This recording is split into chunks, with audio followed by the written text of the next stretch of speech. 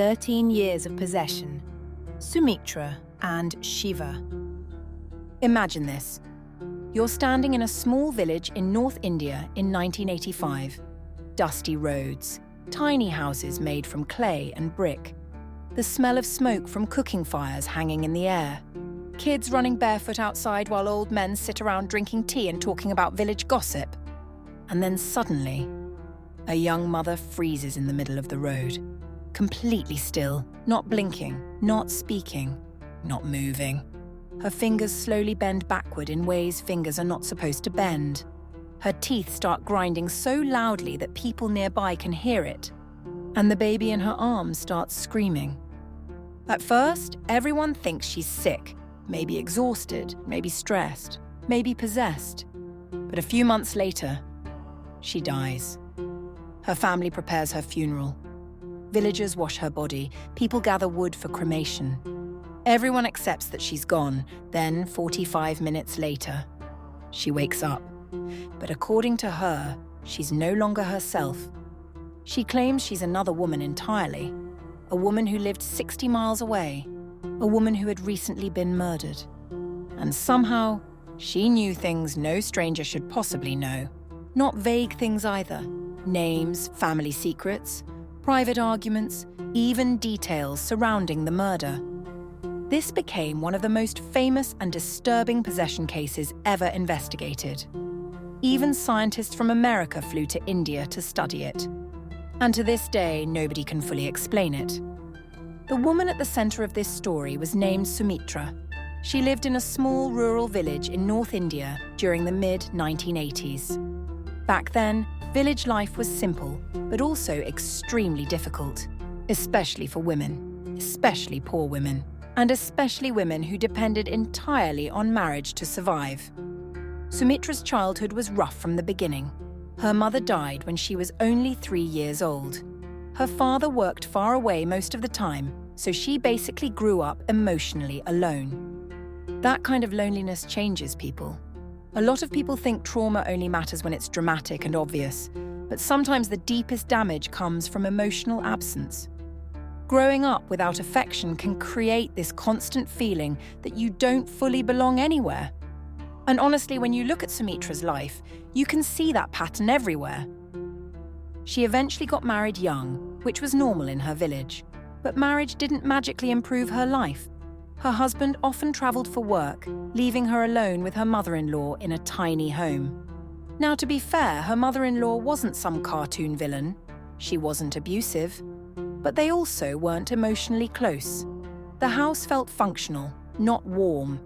So when Sumitra gave birth to her first son in December 1984, it changed everything for her emotionally. For the first time in her life, she finally had someone who needed her. Someone who loved her automatically. Someone who gave her purpose.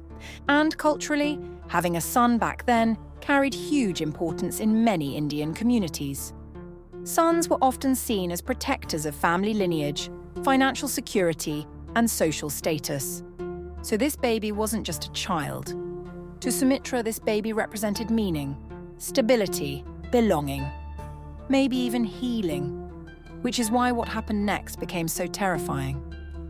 One day in early 1985, Sumitra walked to the village while carrying her baby and a water bucket. Completely normal day, then suddenly, she stopped walking, right in the middle of the path. The bucket slipped from her hand and hit the ground. Villagers nearby noticed something was wrong immediately because she wasn't reacting to anything. She just stood there staring blankly into space. Someone approached her carefully and asked if she was okay. No response. Then her fingers started curling backward unnaturally.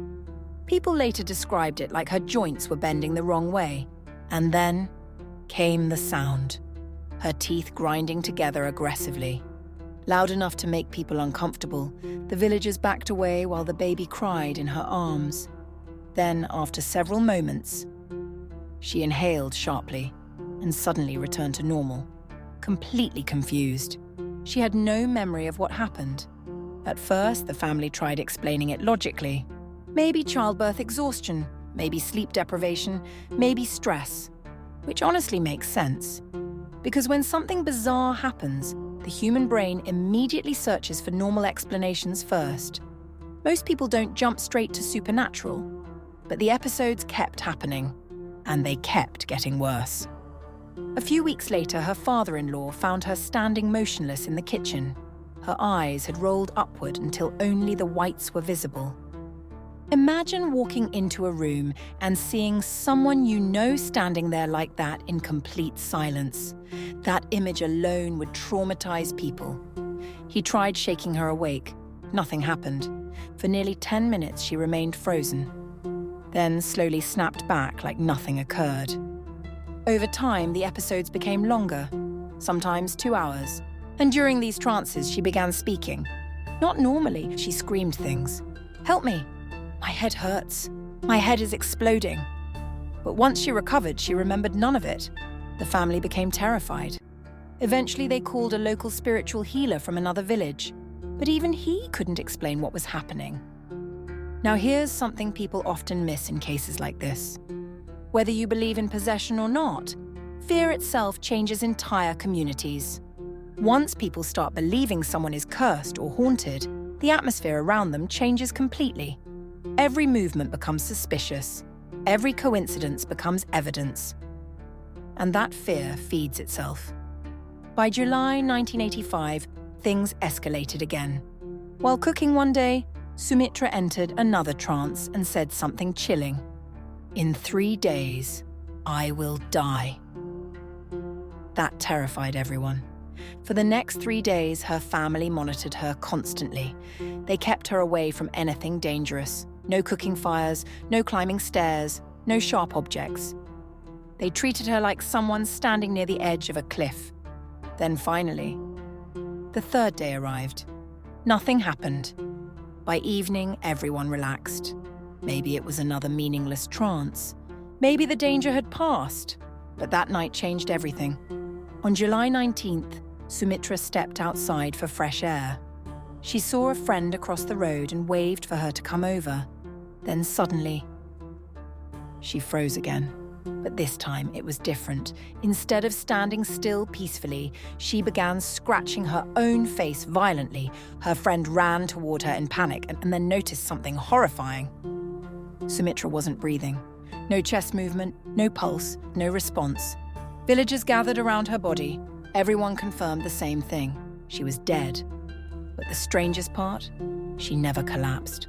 Her body remained standing upright, rigid, stiff, eyes rolled back. That detail alone is why this case became legendary in India. Because biologically, when people die, muscles relax, bodies fall. But according to witnesses, Sumitra remained upright like a statue. Eventually, villagers laid her body down and began funeral preparations. Women washed her body, people gathered wood, family members cried beside her. And then, around 45 minutes later, while someone combed her hair, Sumitra opened her eyes.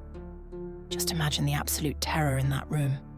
People thought they were preparing a corpse, and suddenly the corpse wakes up. Some villagers reportedly screamed and ran outside. Her husband rushed toward her in shock and relief, but Sumitra immediately pushed him away.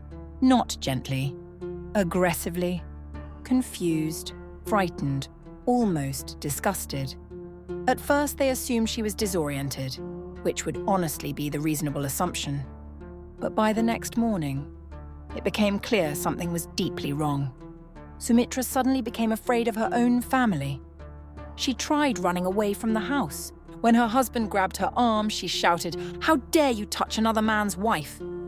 Think about how psychologically disturbing that would be. Not only is your wife acting differently, she no longer believes she's your wife at all. Her husband tried calming her down, but Sumitra kept insisting, "You are not my husband. This is not my house." Where are Tinku and Rinku? Nobody knew who those names belonged to. Then came the sentence that changed the entire case. "I am not Sumitra. I am Shiva." From that point onward, her personality completely changed. Her speech changed, her body language changed, even her posture changed. People said she suddenly carried herself like an educated upper-class woman. which was bizarre because Sumitra came from a poor rural background and had never attended school. But the most shocking part, she suddenly learned to read and write fluently. Overnight. That's the detail that made even skeptics uncomfortable, because it's one thing to fake strange behavior. It's another thing entirely to suddenly develop literacy skills you never previously had. She began writing emotional letters addressed to someone named Ram, begging to be taken home. Her husband couldn't even process what was happening anymore. Physically, this was still his wife. But psychologically, it felt like someone else entirely was living inside her body. And honestly, that's one of the creepiest aspects of possession stories. Not the screaming, not the trances, but identity replacement. Because humans are emotionally attached to personality. Once personality changes completely, people start feeling like the original person is gone, even if the body remains. 3 months later, in October 1985, a wealthy man arrived at the village. His name was Ram Tripathi. He had heard rumors about a woman claiming to be his dead daughter. Imagine being that father. Your daughter dies under suspicious circumstances. Then months later, people tell you another woman is walking around saying she's her. Most people would dismiss it immediately, but grief makes people desperate for answers. Ram brought a family photo album with him, a test. When Sumitra saw him, she immediately became emotional and hugged him tightly. Then Ram showed her photographs, one by one. She identified every family member correctly. Not just names either. Relationships, histories, personal details. People Sumitra should never have known existed. And then came the moment that shattered Ram emotionally. When shown a photo of his son-in-law's brother, Sumitra suddenly became furious and said, "He killed me." That's when Ram finally explained everything. There really had been a woman named Shiva Tripathi living around 60 miles away. Unlike Sumitra, Shiva came from a wealthy, educated family. She was sophisticated, outspoken, and highly educated. But after marriage, her life became miserable. Her in-laws hated her. They thought she was too modern, too opinionated, too independent, which unfortunately still creates tension in many conservative households even today. Shiva had written letters to her father describing abuse inside the home. Then in May 1985, she died suddenly.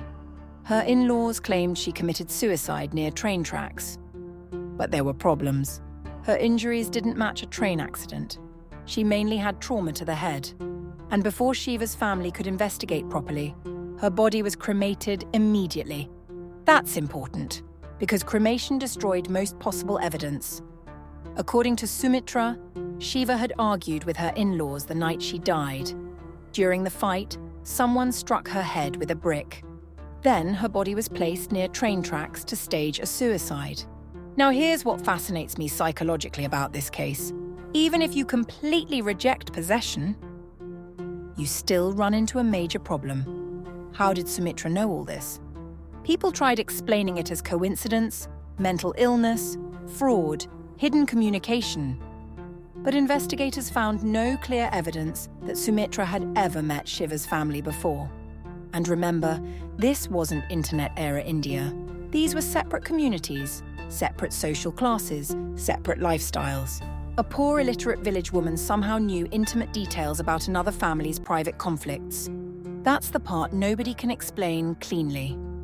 Eventually, the story became so famous that researchers from the University of Virginia traveled to India to investigate.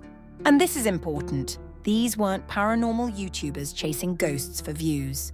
These were actual researchers studying consciousness and reincarnation claims. They interviewed witnesses extensively, tested Sumitra repeatedly, compared timelines, verified names, locations, and family details. And according to reports, they concluded she genuinely seemed convinced she was Shiva. Not acting, not obviously lying, not performing for attention. Now, that doesn't automatically prove possession, but it does make the case harder to dismiss casually. Because usually when people fake things, inconsistencies appear eventually. But this story remained strangely consistent over many years. And personally, I think what makes this case so haunting isn't even the supernatural angle. It's the emotional angle. Think about Sumitra's husband. Imagine waking up one day and your wife no longer recognizes you emotionally. Your child's mother suddenly becomes another person. Would you still consider that your marriage? Would you mourn your wife even though her body is still alive? That's existentially terrifying. And somehow, over time, the families adapted. Ram accepted Sumitra as his daughter Shiva, and Shiva, inside Sumitra's body, eventually accepted Sumitra's child and continued living with the family. That dynamic alone sounds impossible psychologically, but apparently they maintained this arrangement for 13 years, until Sumitra died in 1998. To this day, this remains one of the longest and most documented possession cases ever studied. And depending on what you believe, this story becomes completely different. If you believe in possession or reincarnation, then this could be evidence that consciousness survives death somehow. If you don't believe in the supernatural, then maybe this was an extreme psychological phenomenon we still don't fully understand. But either way, this case exposes something uncomfortable about human existence. We still don't truly understand consciousness. Science can explain how the brain functions mechanically, but identity, memory, personality, awareness itself, those questions are still surprisingly mysterious. And maybe that's why stories like this survive for decades, because deep down people are terrified by one question. What if death isn't the end of us? And maybe even more terrifying, what if something else can come back?